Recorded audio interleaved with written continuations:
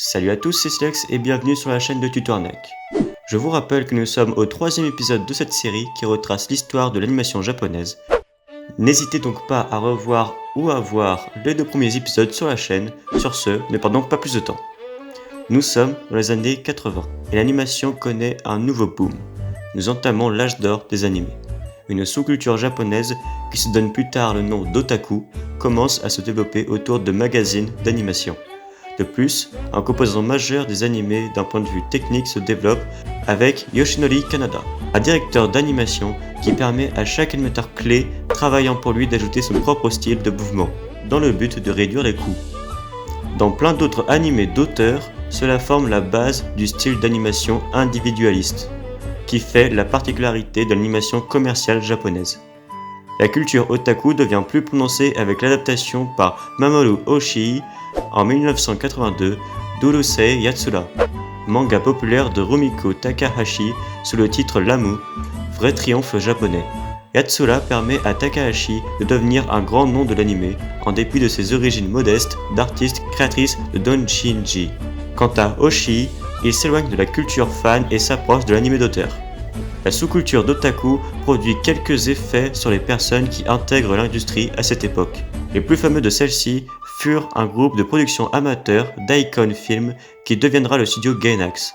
Gainax commence par faire des films pour la convention Daikon Sci-Fi qui est si populaire au sein de la communauté otaku qu'on lui donne la chance de réaliser de films d'animé au plus gros budget de l'époque, Les Ailes d'Oneamise. En 1984, le studio Topcraft diffuse l'une des clés de voûte de l'animation, Nausicaa de la Vallée du Vent. Ce film ajoute au prestige des animés, permettant à de nombreux projets expérimentaux onéreux d'être financés peu après sa sortie. Il permet également à son directeur Hayao Miyazaki et à son partenaire de longue date Isao Takahata de fonder leur propre studio, ainsi naît le studio Ghibli. Acteur majeur d'animation japonaise, dont le premier film, Le Château dans le ciel en 1986, qui marque durablement la critique. Aux alentours de la sortie de Nausicaa apparaît un nouveau médium pour les animés, l'Original Animation Video ou OAV. Cette OAV consiste en des cassettes vendues directement aux particuliers, contenant des films et des séries destinés à une audience de niche, trop limitée pour une diffusion sur des ondes ou dans les salles obscures. Les sorties cinématographiques devinrent de plus en plus ambitieuses, chaque film essayant de surclasser ou de dépenser un plus gros budget que le précédent, tout prenant modèle sur le succès populaire et critique de Nausicaa.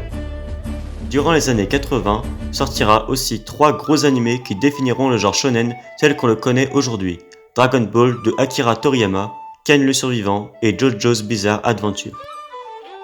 Pendant cette période de budget démesuré et d'expérimentation, elle atteignit son zénith avec 2 des plus coûteuses productions de films d'animé jamais vues, Les Ailes d'Oneamise et Akira en 1988. La plupart de ces films ne remboursent pas les coûts de production, ni Akira ni Les Ailes d'Oneamise ne furent des succès au box-office japonais. Il en résulte une fermeture de nombreux studios d'animé et une grosse partie des productions expérimentales se voit délaissées au profit de formules ayant fait leurs preuves. Seul le studio Ghibli parvient à faire encore des productions ambitieuses à la fin des années 1980 grâce à son film Kiki la petite sorcière en 1989, qui atteint le sommet du box-office de cette année et rapporte plus de 31 millions d'euros pour un budget initial de 5,6 millions d'euros.